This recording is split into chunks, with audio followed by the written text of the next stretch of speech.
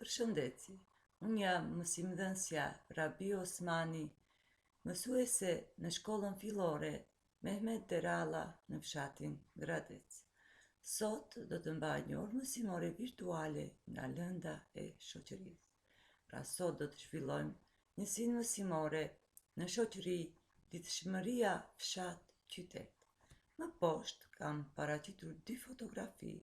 Prandaj nxënës të dashur, vëreni me vëmendje fotografitë dhe të dalloni cila fotografi paraqet fshatin dhe cila fotografi paraqet qytetin. Besoj se e dalluat.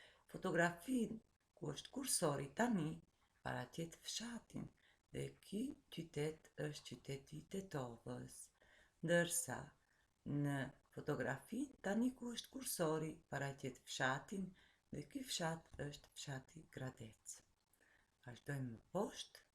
Tani keni për detyrë të analizojmë fotografitë e radhës dhe të gjejmë këto institucione gjenden në fshat apo në qytet. Vazhdojmë. Pra këtu, çfarë shihni? Këtu shohim Universitetin Shtetëror të Tetovës. Ndërsa më poshtë shohim spitalin e Gostivarit. Në anën tjetër shohim një komunë.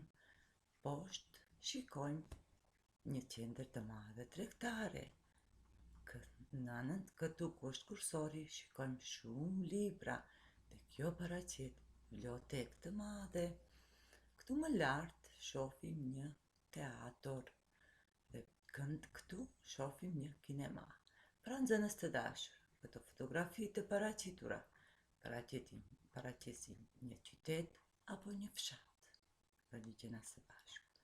Pra paraqesin një qytet. Atëherë të vazhdojmë se ç'është qyteti, në vazhdim të flasim për qytetin. Pyetjet që do t'i lexoj ju duhet të përgjigjeni në shtëpi, atë që i dini. Ç'është qyteti? Pra, ju që jetoni në qytet, besoj se edhe jeni përgjigjur tani.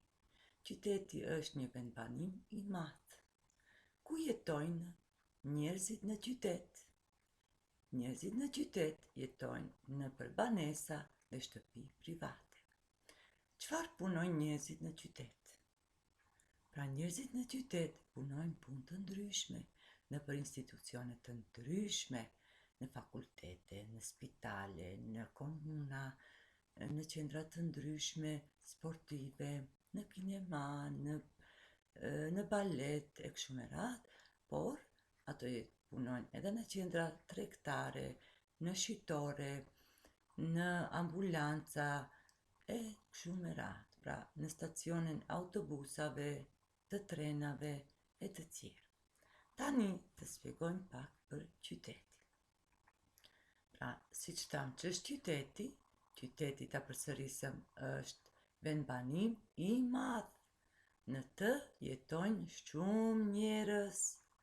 Në qytet ka shumë shkolla, shitore, institucione të ndryshme, qendra kulturore, kinema, teatr, ambulanca, diku ka edhe fakultete, shitore, qendra tregtare, shtëpi, ndërtesa të mëdha, stacione të autobusave dhe të trenave, klube sportive të ndryshme, fabrika.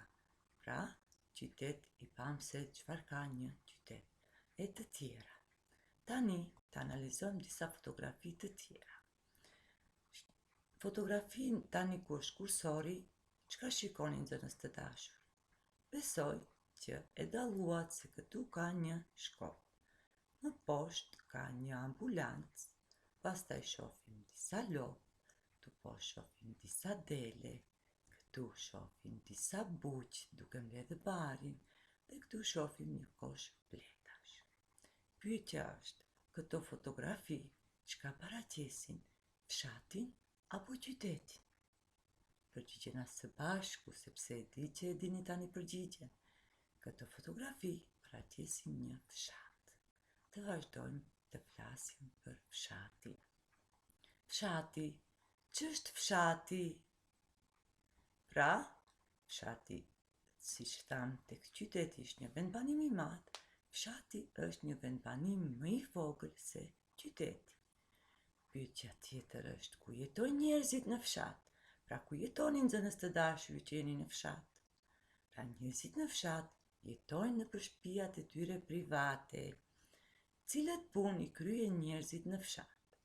Njerëzit në fshat i kryen punët të cilët gjenden në fshat dhe institucione siç është shkolla, ambulanca, farmaci të ndryshme, shitore të ndryshme, blegtori, bujqësi, bletari e kështu me radhë. Në vazhdim do të shpjegojmë për fshatin. Një përmbledhje të shkurtër. Fshati është një vendbanim më i vogël se qyteti. Në fshat jetojnë më pak njerëz se në qytet. Në fshat ka shtëpi, shkolla fillore, pra një shkollë fillore, ambulanca, shitore, farmaci, klub sportiv, bashkësi lokale, ambient të pastër, ushqim bio, ferma, fabrika, bujqësi më të zhvilluar e të tjerë. Tani do të shohim lidhshmërinë fshat-qytet. Çdo njeri kudo që ndodhet e ka një prejardhje dhe jeton në një vend. Dallimi është vendi ku jeton ai. Mund të jetë një qytet apo mund të jetë edhe një fshat. Dy vende që ndryshojnë nga njëri tjetri. Edhe pse ndryshojnë, ato kanë lidhshmëri njëra me tjetrën.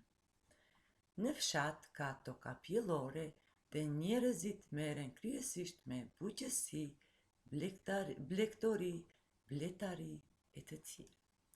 Bujqt, blegtorët, bletarët kultivojnë, pra tu janë të përfshime të gjithë këto 3 degë të bujqësisë, pemë, perime, produkte qumshtore, mishin, mjaltin, leshin, lëkurat e të tjerë, dhe këto prodhime i shesin nëpër qytete. Ndërsa në qytet ka qendra të mëdha edukativo-arsimore, shëndetësore, shitore, qendra tregtare, klube. Dhe kështu që të dy, fshati pa qytetin, nuk mund të funksionojë, po as qyteti pa fshatin. Pra, lidhshmëria është reciproke e qytetit me fshatin, sepse qyteti i jep fshatit disa sende më madhore, ndërsa edhe fshati jep sende madhore qytetit. Prandaj njëra pa tjetrën nuk mund të funksionojnë. Shpresoj ta keni kuptuar mësimin dhe dallimet në mes fshatit dhe qytetit dhe lidhshmërisë së tyre. Pra, për detyrë shtëpie keni një flet pune. Do ta lexojmë dhe ju tani shënoni pyetjet që janë në këtë flet pune. Vendi ku jetoj. Pra ju të dashur nxënës, nëse jetoni në qytet, do të shkruani për qytetin, nëse jetoni në fshat, do të shkruani për fshatin. Shkruaje adresën tënde ku jeton, ashtu që në çdo fushë të shënuar shkruaj nga një shkronjë. Emrin, mbiemrin, rruga dhe numri, vendbanimi qytet apo fshat, shteti, çfarë ka në vendin tim. Gjirosni pra me të kuqe katroret afër objektit të cilët gjendet në vendin tënd.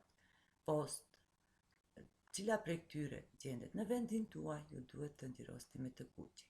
Dhe gjithashtu keni të vizatoni një objekt që gjendet afër shtëpisë suaj. Mirupafshim, ju uroj shëndet dhe gjithë të mirat. Rini në shtëpi.